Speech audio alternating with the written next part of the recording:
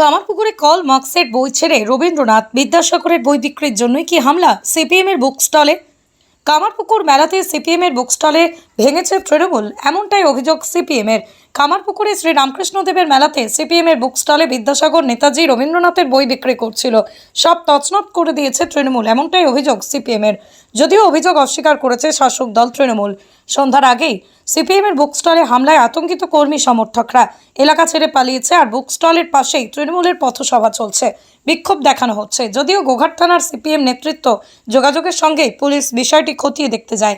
এ বিষয়ে আরও কি জানা যাচ্ছে বিস্তারিত দেখুন 24 আওয়ার্স আরামবাগের রিপোর্ট। যারা আজকে বিধানসভায় যাদের একটাও কোনো মেম্বার নেই, একটা জেলা পরিষদের মেম্বার নেই, একটা যারা আছেন তাদের উপরও শারীরিক নির্যাতন ও নিগ্রহ করে। এর বারবার এইভাবে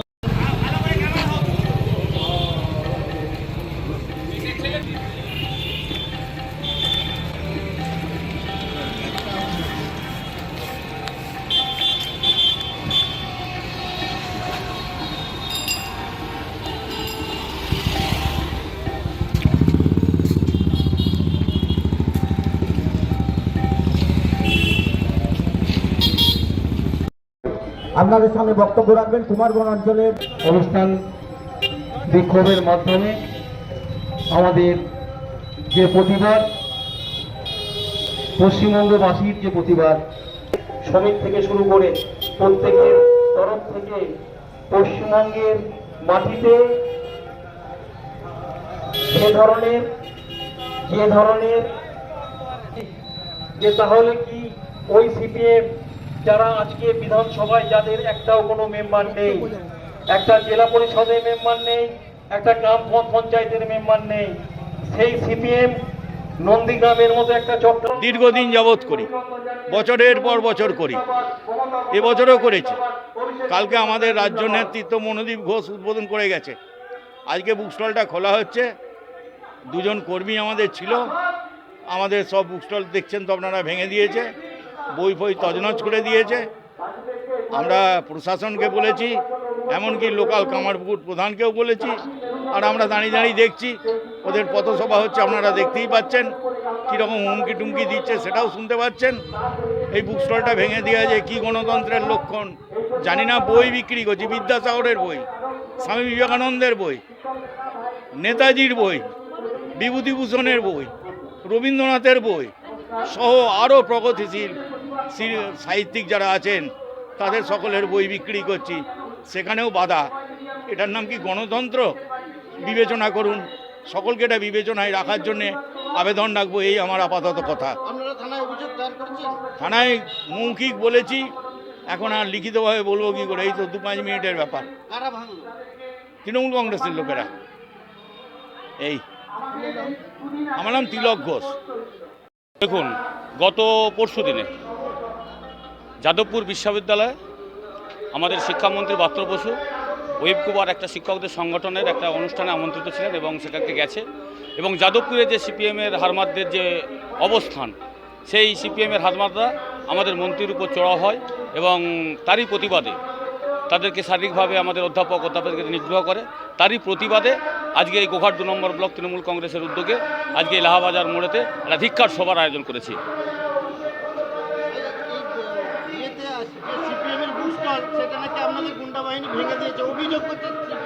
দেখুন, এই সবই চক্রান্ত নাটক। একজন বাইট দিচ্ছে সিপিএমের, যে যার উপর দিয়ে নাকি মন্ত্রীর গাড়িটা চলে গেছে তার পায়ের উপর দিয়ে, সাথে সাথে সে উঠে বাইট দিচ্ছে। এসব নাটক, সিপিএম নাটক ছাড়া কিছু বুঝে না। দীর্ঘদিন নাটক করে রাজনীতিতে থাকতে চেয়েছিল, সেই জিনিসটা মানুষ ধরে ফেলেছে, তাদের ধাপ্পাবাজি। এই ধাপ্পাবাজিটাকে ধরে ফেলে মানুষ তার উপযুক্ত জবাব দিয়েছে। আজকে গোটা বাংলা জুড়ে তাদেরকে শূন্যে পরিণত করেছে। বাংলার কোনো পঞ্চায়েত, কোনো জেলা পরিষদ, কোনো পঞ্চায়েত সমিতি, কোথাও সিপিএমকে খুঁজে পাওয়া যাবে না, শুধু প্রচারে আছে, এইটুকুই যা। আজকে এই গণতন্ত্রপ্রিয় বাংলাতে যেভাবে গণতন্ত্রকে প্রতিষ্ঠা করেছে মমতা বন্দ্যোপাধ্যায়, আপনারা দেখুন, এই লাহাবাজার মোড়েতে দীর্ঘদিন ধরে মেলা হয়। আজকে নতুন মেলা নয়, 2011 সালের আগে এখানে যখন মেলা হয়েছে তখন সিপিএম ছাড়া অন্য কারো বুক স্টল প্রতিষ্ঠা পায়নি। আজকে সেই 2024-25 এসে এই কামারপুকুর মেলাতে প্রত্যেক বছরই সিপিএমরা কিন্তু এই বুক স্টল প্রতিষ্ঠা করছে এবং সেখানে তারা বসে তাদের প্রচার করছে। তাহলে গণতন্ত্র কী জিনিস, কিভাবে মিথ্যাচার করতে হয়, তারা প্রমাণ দিয়ে দিয়েছে বারে বারে। এইটুকু বলবো যে সব সময় ওরা নাটক করে, মিথ্যাচার করে, মানুষকে ভুল বোঝানোর চেষ্টা করে, যেটা আদতে মানুষকে মন পাওয়া সম্ভব নয়, সেটাই ওরা আজকে বুঝিয়ে দিতে চাইছে। হ্যাঁ, অবশ্যই অভিযোগ মিথ্যা। এ ভাঙার জন্য তৃণমূল কংগ্রেস আসেনি। আপনারা দেখতে পাচ্ছেন যেভাবে সহাবস্থানের মধ্য দিয়ে আজকের এই ধিক্কার সভা, এখানে ওরা নাটক করছে, ওরা মিথ্যা অভিযোগ করছে।